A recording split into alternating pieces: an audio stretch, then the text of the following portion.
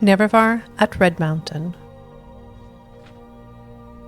The following is from the Apocrypha, the hidden writings of the Tribunal Temple. It is a scholarly retelling of a tradition transmitted through the Ashlanders concerning the battle at Red Mountain and subsequent events. The Ashlanders associate this tale with the telling of Alandro Sull, a shield companion of Nerevar who came to live among the Ashlanders after the death of Nerevar and during the ascension of the Tribunal. There are many variant treatments of this story, but the primary elements are consistent throughout the tradition.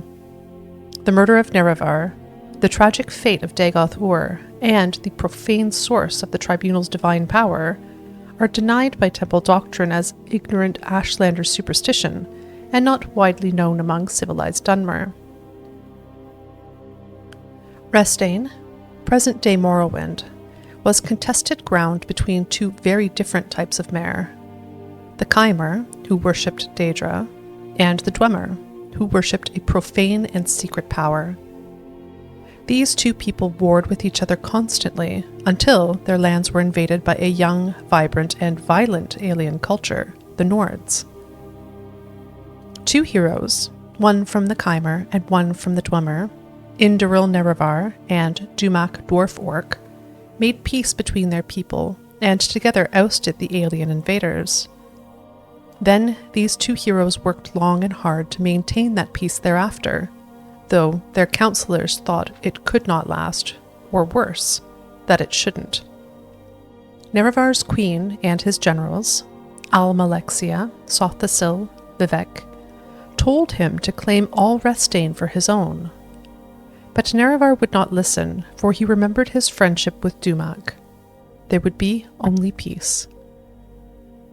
Until Dagoth-Ur arrived. House Dagoth had discovered the source of the profane and secret power of the Dwemer, the legendary heart of Lorkhan, which Dumak's people had used to make themselves immortal and beyond the measure of the gods. In fact, one of their high priests, Kagrenak, was building a new god so that the Dwemer could claim Restain for their own. The Tribunal urged Nerevar again to make war on the Dwarves. Nerevar was troubled. He went to Dumak, his friend of old, and asked if what Dagoth-Ur said was true. But Kagrenak and the high priests of the Dwemer had kept their new god's secret from their king, and Dumak said the Dwemer were innocent of any wrongdoing.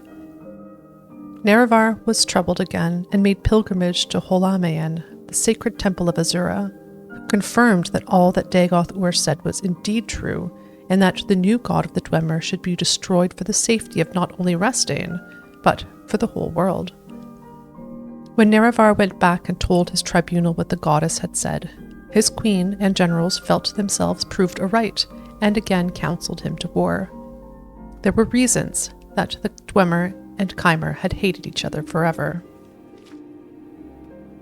Finally, Nerevar, angered that his friend Dumak would lie to him, went back to Vardenfell. This time the Chimer king was arrayed in arms and armor and had his hosts around him, and he spoke harshly to Dumak Dwarf Orc, king of Red Mountain. "You must give up your worship of the heart of Lorkhan, or I shall forget our friendship and the deeds that were accomplished in its name." And Dumak, who still knew nothing of Kagrenak's new god, but proud and protective as ever of his people, said, "We shall not relinquish that which has been our way for years beyond reckoning, just as the Chimer will not relinquish their ties to the lords and ladies of Oblivion. And to come at my door in this way, arrayed in arms and armor and with your hosts around you, tells me you have already forgotten our friendship.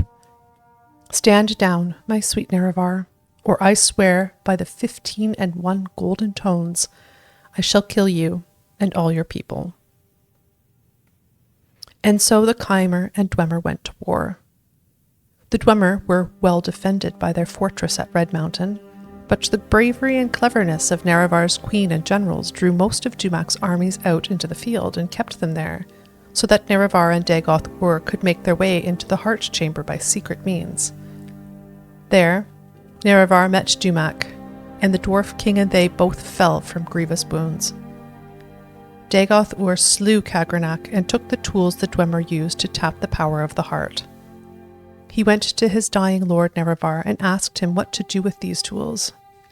And Nerevar summoned Azura again, and she showed them how to use the tools to separate the power of the heart from the Dwemer people. And on the fields, the tribunal and their armies watched as the Dwemer turned into dust all around them as their stolen immortality was taken away. Back in Red Mountain, Nerevar told Dagoth-Ur to protect the tools and the heart chamber until he returned. Dagoth-Ur said, "But shouldn't we destroy these tools at once, so that they might never be used for evil again?" But Nerevar was confused by his wounds and his sorrow, for he still loved Dumak and the Dwemer people, and so went to the fields outside of Red Mountain to confer with his queen and his generals, who had foreseen that this war would come and whose counsel he would not ignore again. "I will ask the tribunal what we shall do with them, for they have had wisdom in the past that I had not. Stay here, loyal Dagoth-Ur, until I return." Then Nerevar told his queen and generals all that had transpired under Red Mountain, and how the Dwemer had used special tools to turn their people into immortals, and of the wondrous power of the heart of Lorkhan. The tribunal decided that the Chimer should learn how to use this power so that Nerevar might claim Restane and the world for their people. Nerevar did not expect or want this, so he asked his queen and generals to help him summon Azura yet again for her guidance. But the tribunal had become as greedy as Cagrenac upon hearing of the power of the heart, and they coveted it.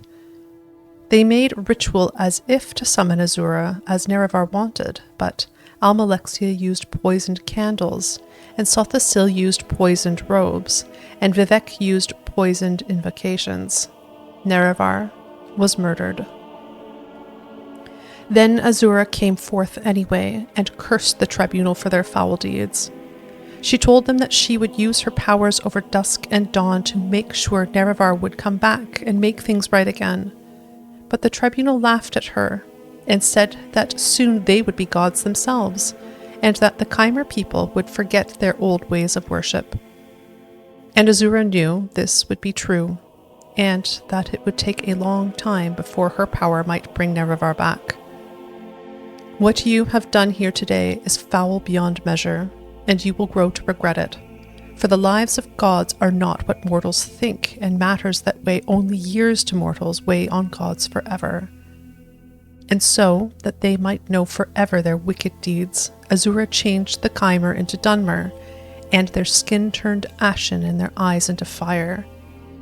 Let this mark remind you of your true selves who, like ghouls, fed on the nobility, heroism, and trust of their king. And then the tribunal went into Red Mountain and met with Dagoth-Ur. Dagoth-Ur saw what had been done, for his skin had changed as well, and he tried to avenge the death of Nerevar, but to no avail. He was driven off and thought dead.